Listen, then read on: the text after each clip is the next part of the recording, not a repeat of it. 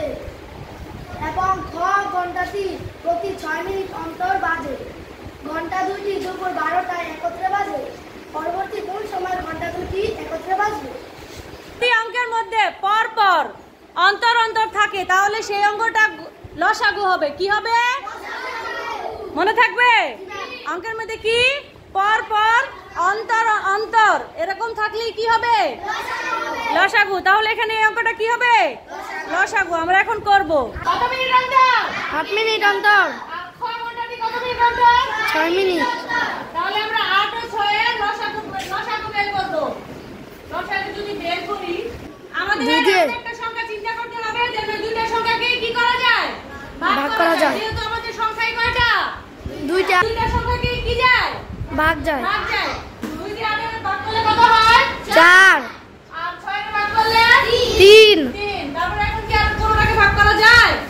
না। একটা সংখ্যাকে ভাগ করা গেলে কিন্তু হবে না। তাহলে সবগুলো সংখ্যা মিলবে 10 আর কত হয়? 2 গুণ 4 গুণ 3 কত হয়? বলে 12। 4 গুণ 8 3 আর 24। তাহলে ঘন্টা দুইটি একত্রে কোন কত মিনিট পরে বাজবে? 24 মিনিট পর ঘন্টা দুটি কি করবে? বাজবে। 24 মিনিট অন্তর কি অন্তর বাজবে। 24 মিনিট অন্তর। সুতরাং 24 মিনিট অন্তর ঘন্টা দুটি বাজবে। ঠিক আছে? এখন একটা প্রশ্ন রয়ে গেছে। কি হয়েছে দেখো। ঘন্টা দুটি দুপুর 12টায় একত্রে বাজে। কয়টায় বাজে? 12টায়। দুপুর কয়টায় বাজে? 12টায়। আমরা তো বুঝে পাইলাম যে 24 মিনিট অন্তর অন্তর সেটা বাজবে একসাথে। তাহলে 12টায় যদি বাজে তাহলে পরবর্তী ঘন্টাটা কয়টায় বাজবে? কি করতে হবে? 12 এর সাথে 24 যোগ করতে হবে। 12 এর সাথে 24 কি করতে হবে? ধরো ঘন্টা দুটো একসাথে 12টায় বাজে। কয়টায় বাজে? 12টায়। ধরো 8টায় বাজে। এখন আমরা জানি 8টার 24 মিনিট পরে আবার এটা দুটো একসাথে বাজবো। তখন কি করব? যোগ করব। কথা বুঝতে পারছো? দুইটা ঘন্টা ধরো আমরা জানি 8টায় বাজে। কয়টায় বাজে? একসাথে। দুইটা ঘড়ি আছে, দুইটা ঘড়িতেই ঠিক 8টায় দুইটা ঘন্টা একত্রে বাজে। আবার আমরা জানি 24 মিনিট পর দুইটা ঘন্টা একত্রে বাজবো। তাহলে কয়টায় বাজবে? 24 মিনিট পরে যদি বাজে দুইটা ঘন্টা একত্রে বাজে 8টায়।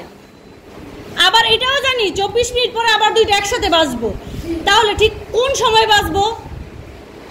12টায়। দেখো সবাই দেখো, এই যে একটা ঘড়ি আঁকছি না? এঁকেছি? কয়টা বাজে? 9টা 12 বাজে। এটা কিসের ঘন্টা? 9টা বাজে। এটা কিসের ঘন্টা? ঘন্টার। আর এটা আমরা জানি ঘন্টার কাঁটা যখন সংখ্যার দিকে থাকে এবং মিনিটের কাঁটা যখন 12-র ঘরে থাকবে তখনই অত ঘন্টা বাজে। এখন ঘন্টার কাঁটা 9টা বাজে। যদি ঘন্টার কাঁটাটা 7টার দিকে থাকতো আর মিনিটের কাঁটা 12টার দিকে থাকতো তাহলে কয়টা বাজতো? 7টা। তাহলে এখানে কয়টা বাজে?